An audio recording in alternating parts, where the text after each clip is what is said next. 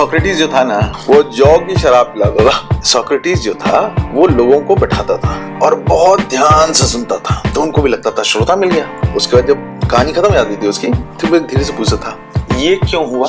हम लोग जो क्लैपिंग करते हैं, एंशिएंट ग्रीस में किसी के मजाक उड़ाने में हम क्लैप करते थे। बहुत सारे जो यंग लड़के थे ना, जो कॉलेज वाले जो, तो उनके पास ये खबर पहुंची कि एक आदमी ना जबरदस्त मजाक उड़ाता है लोगों का। उसी में एक बदमाश लड़का था जिसका नाम था प्लेटो।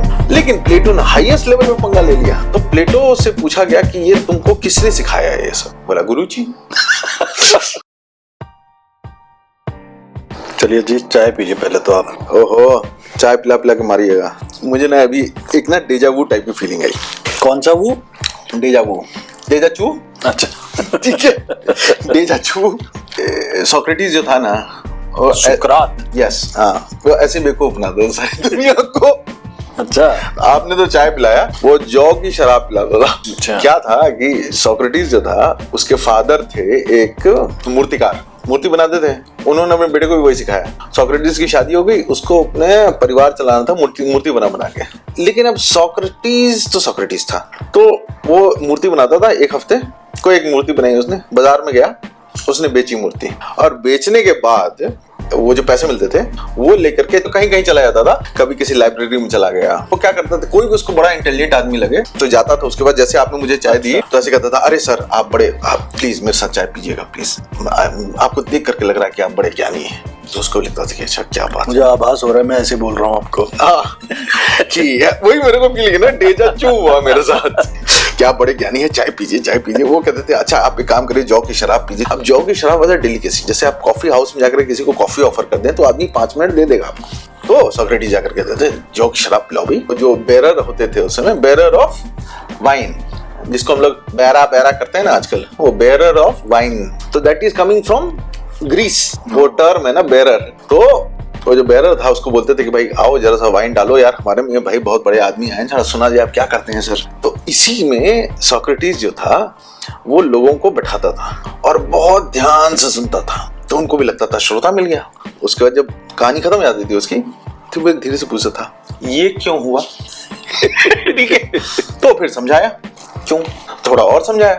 तीसरे चौथे क्यों के बाद ना वो इरिटेट हो जाता था सामने वाला। हाँ, उसके बाद ये क्या करते, जब वो अपने, क्या होता है ना, एक आदमी बड़े फ्लो में रहता है अपने काम, लेकिन जब उसको अपने काम का एब्सोल्यूट लॉजिक नहीं पता होता है ना, तो वो इरिटेट हो जाता है और उसके बाद वो जो है ना झुंझला करके भागना चाहता। उस समय क्या था, वो सोक्रेटिस ताली बजाता था कि इसको तो कुछ नहीं आता है। हम लोग जो क्लैपिंग करते हैं, एंशिएंट ग्रीस में किसी के मजाक उड़ाने में हम क्लैप करते थे कि इसको कुछ नहीं आता, चल ताली बजा यार, इसको देख, ये तो पागल आदमी, कुछ नहीं आता।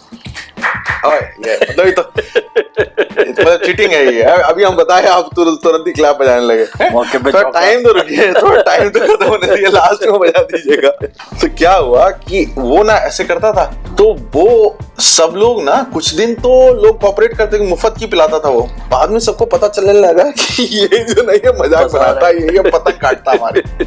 पहले तो उड़ाता फिर काट देता नीचे से। तो फिर क्या हुआ कि बहुत सारे जो यंग लड़के थे ना, जो कॉलेज वाले जो, तो उनके पास ये खबर पहुंची कि एक आदमी ना जबरदस्त मजाक उड़ाता है लोगों का। उसी में एक बदमाश लड़का था जिसका नाम था प्लेटो। ओह, आप समझ रहे हैं बदमाशी किस लेवल की थी। और कौन कौन मिलने वाले थे? तो ये लोग आकर के, ये बदमाश आदमी कौन है, ये अपना गुरु है, ये तो ऐसे बड़े बड़े लोगों से पंगे ले रहा है। किसी दिन जज के सामने, जज ने किसी जजमेंट दे दिया कि ये मर्डर है, इसको फांसी पे चढ़ा दो। तो जज साहब बाहर निकले, तो ये सामने खड़ा सोक्रेटिस, कहा सर आइए जौ की शराब पी जाए। जज साहब भी बड़े शान से अपने बैठे। उसने बताया कि क्या हुआ था सर केस, उसने बताया ये हुआ। बोला ठीक है सर, मर्डर क्या होता है। तो जज ने कह दिया कि भाई एक आदमी दूसरे को मार दे तो मर्डर। तो बोलता है कि अच्छा इसका ये मतलब है कि हमारी पूरी सेना मर्डरर है। तो नहीं, सैनिक के ऊपर अप्लाई नहीं होता है। अच्छा, सैनिक के ऊपर अप्लाई नहीं होता, मतलब वॉर छोड़ करके अगर कोई भी आदमी किसी का मर्डर कर दे तो वो मर्डरर। बोला अच्छा ओके सर, ओके। इसका मतलब आपने जिसको मौत की सजा सुनाई तो जरलाद मर्डरर। तो पता नहीं, जरलाद मर्डर नहीं। अरे तो फिर मर्डर है क्या? अरे सैनिक का मर्डर नहीं, जरलाद का मर्डर। तो मर्डर क्या है? तो उधर भाड़ जाओ, सबको पता है कि मर्डर क्या होता है और मैं उसी का जजमेंट दे करके आ रहा हूँ। ये तुरंत मिल रहा है। बहुत बढ़िया सर, बहुत बढ़िया, क्या गजब, क्या बात है। अब प्लेटो जाकर के साइड में बैठ गया। उसने कहा कि गुरु सिखाओ ये। ये बहुत मजा आ रहा। जिसने कानपुर में कहे लगाते कि गुरु सिखाओ, ये वाला बहुत मजेदार है। शुरू हुआ, क्या हुआ कि एक कोर्ट में केस आया। एक आदमी ने अपने पीतल के बर्तन ना बड़े जोर से बढ़िया से मांजे, चमकाए और बेचारे ने धूप में लगा दिए। क्या वो एक चोर गुजर रहा था उधर से, उसको लगा कि ये सोने के बर्तन है, तो गया और चुरा करके लगा भागने। इसने चिल्लाया चोर चोर चोर चोर, तो लोगों ने पकड़ लिया, रंगे हाथों पकड़ लिया। ये बड़ा खुश, भाई मेरा बर्तन भी था और चोर भी पकड़ा गया। तो सबने कहा कि देखो तुम मारपीट हम नहीं करेंगे इसके साथ, हम कोर्ट में चलते हैं और सजा देगा, अपने जेल वेल जाएगा जो भी है चोर है। चोर जैसे ही पहुंचा ना कोर्ट में, चोर हो गया चौड़ा, क्योंकि उसका जीजा बैठा होता है जज। उसने कहा तो जो करना है कर ले, समझ गया दीदी घर पे आए, इसको सेट कर देगी अगर ये कुछ गड़बड़। अब जीजा सोच रहा उसका कि यार ये अब क्या किया जाए यार इसका, तो साले साहब खड़े हैं सामने चोरी कर रहे थे। तो जज ने बहुत सोचने के बाद ना बड़ा आर्गुमेंट दिया कि इस पर्टिकुलर चोरी का एक्चुअल जो गलती करने वाला आदमी है वो है मालिक। उसने ऐसे बर्तन क्यों चमकाए कि वो सोने जैसे लगे। उसने फ्रॉड करा है। ये चोर के साथ मतलब दृष्टि भ्रम हो गया है इसको।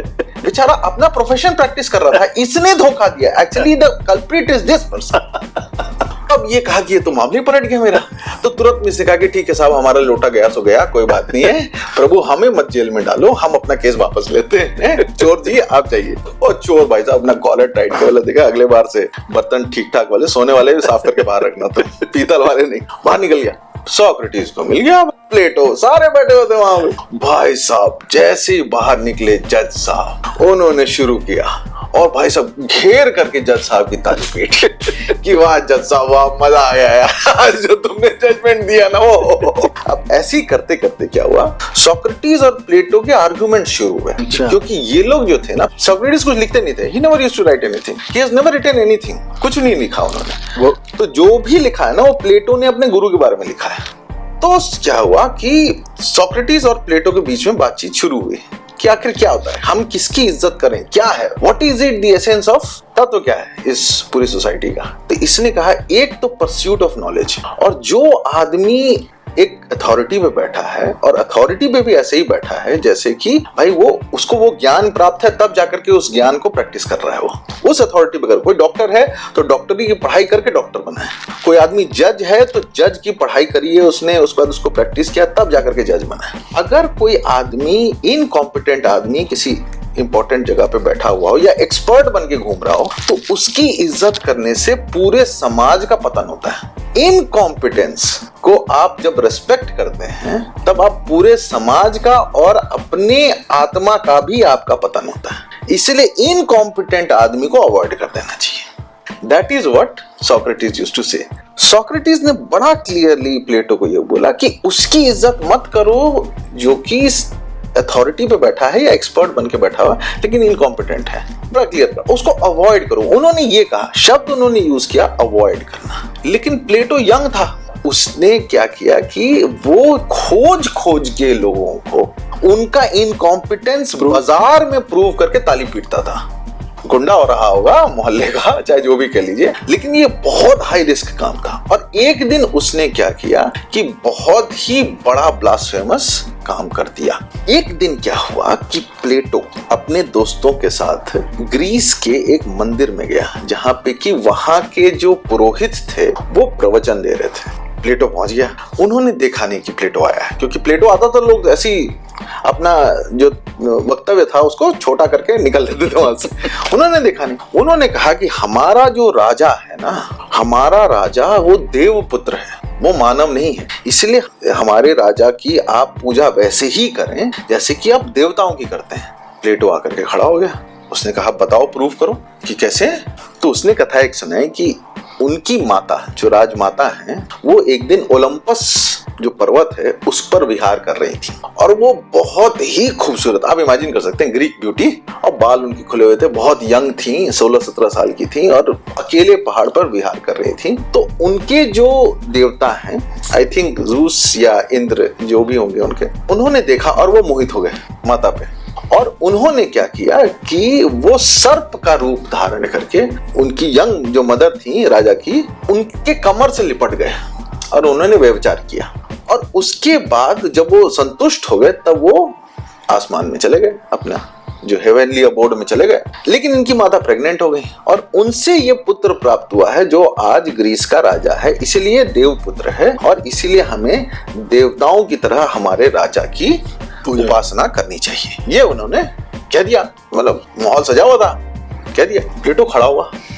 प्लेटो ने कहा कि अभी आपने कहा कि जो देव हैं उनका व्यभिचार नहीं है, आपने यही कहा। लेकिन हमारे समाज में अगर कोई भी पुरुष व्यभिचार करता है तो या तो मृत्यु का भागी है, क्योंकि हम अपनी सोसाइटी को व्यभिचार को लीगलाइज करके या उसको लेजिटिमेसी दे करके हम नहीं चला सकते, वरना हमारा जो परिवार का जो तंत्र है वो टूट जाएगा।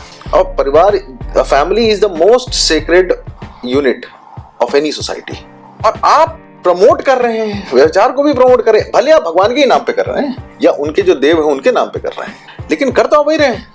तो उसने कहा कि नहीं तुम गलत कर रहे हो, ईश्वर को तुम मनुष्य से कंपेयर नहीं कर सकते।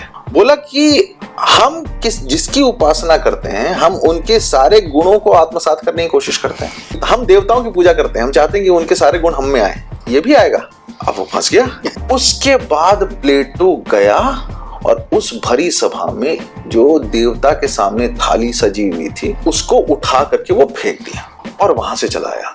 उसके बाद उसको जो वहां के जो सोल्जर्स थे उन्होंने अरेस्ट कर लिया प्लेटो को। तो प्लेटो से पूछा गया कि ये तुमको किसने सिखाया है ये सब? बोला गुरुजी।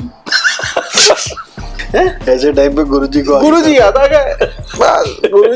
गुरुजी को बेचारे को कुछ पता नहीं। उन्होंने सिंपली यही कहा था कि भाई जो आदमी मतलब जिसमें कैपेसिटी नहीं हो, इनकॉम्पिटेंट हो, उसको अवॉइड करो, उससे जाके पंगे मत। लेकिन प्लेटो ने हाईएस्ट लेवल में पंगा ले लिया। एक तो राजा को उन्होंने ये डिक्लेयर कर दिया कि he is not worth worship, plus जो ईश्वर थे उनका भी डिसेक्रेशन किया उसने। अब ये हुआ घटना चक्र कि उन्होंने कहा कि प्लेटो नहीं है दोषी, जो रूट कॉज है ना उसको पकड़ो, क्योंकि उससे ना बहुत सारे लोग खुंदस खा के बैठे थे, सारे जजेस खुंदस खा के बैठे हुए थे, काफी लोग ना उससे बेइज्जत हो चुके थे सोक्रेटिस से। तो ताली बस सबको पिटवा देता था ताली, आ जा। इस बार कहा कि अब की तुम आओ। तब फिर सोक्रेटिस को बुलाया गया। तो सोक्रेटिस ने बोला कि ठीक है, मैंने ये कहा है कि भाई जो आदमी कॉम्पिटेंट नहीं है उसको हमने अवॉइड करना चाहिए, प्लेटो की गलती है। लेकिन हाँ, मैं अपने विचारों से पीछे नहीं हट रहा। मैं ये मानता हूं कि पूरी की पूरी सोसाइटी नीचे चली जाती है अगर आप इनकॉम्पिटेंस को सलाम करते हैं, तो मैं तो पीछे नहीं हटूंगा। तो क्या कि इसका ये मतलब है कि जो उन्होंने राजद्रोह किया है प्लेटो ने, आप उसके समर्थक हैं और या आपने प्रेरणा दी थी उसको राजद्रोह की, तो क्या कि एक तरीके से फिर आपने देवद्रोह की भी प्रेरणा उसको दी थी, उसने कहा। तो इन दोनों की क्या सजा है? तो उन्होंने कहा कि वही है, यू गेस्ड इट राइट। उन्होंने कहा कि तो बोला एक काम करो, तुम्हारे पास 3 चॉइसेस हैं, या तो तुम्हें तलवार से कटवा दिया जाए, या फिर तुम्हें कहीं बड़े पहाड़ से फेंक दिया जाए नीचे समुद्र, क्योंकि ग्रीस के पास काफी समुद्र है, या तीसरा तुम जहर खा लो। तो इसने कहा कि यार देखो जहर वाला कॉम्प्लिकेटेड थोड़ा कम लग रहा है। तो फिर उन्होंने जहर मंगवाया और सोक्रेटिस ने, कहते हैं ना कि सोक्रेटिस के ऊपर इतना तेज आ गया था उस समय कि सारी दुनिया खड़े होकर के देख रही थी सिर्फ सोक्रेटिस को, और सोक्रेटिस उस जहर को पी गए। और वो तो उसमें एक और छोटा सा एक आता है स्टोरी कि एक इंग्लिश में है थोड़ा, कि वो ना एक जो सोल्जर ला करके उनको दिया ना जहर, तो उसने पूछा सोक्रेटिस से कि क्या फायदा हुआ, इतना करने का क्या फायदा हुआ? तो सोक्रेटिस ने उसको शायद जवाब दिया। आई थिंक बहुत सारी चीजें एनेक्डोटल हैं, एग्जैक्टली है कि नहीं है, मतलब बट एसेंस है उसका। तो सोक्रेटिस ने गो कि I go to certain death and you go to uncertain life, who for the better only time will tell. ये कह के वो जहर पी गए। तो इसी मोमेंट में कहा गया कि पूरे यूरोप का जो ग्रेटेस्ट ऋषि था ना आज तक का, वो सोक्रेटिस था। और क्या किया यूरोप ने? उसको मृत्यु दंड दे दी। यूरोप ने एक और आदमी को बहुत बड़ा मृत्यु दंड दिया था, Jesus Christ. So if you are trending at such age wherein you have to speak the truth, तो you have to face the consequences। इसीलिए जो हमारे जो ग्रेटेस्ट मॉडर्न टाइम्स के फिलोसोफर हैं बर्ट्रैंड रसल, उन्होंने कहा है कि I would not like to die for my opinions, I might be wrong also।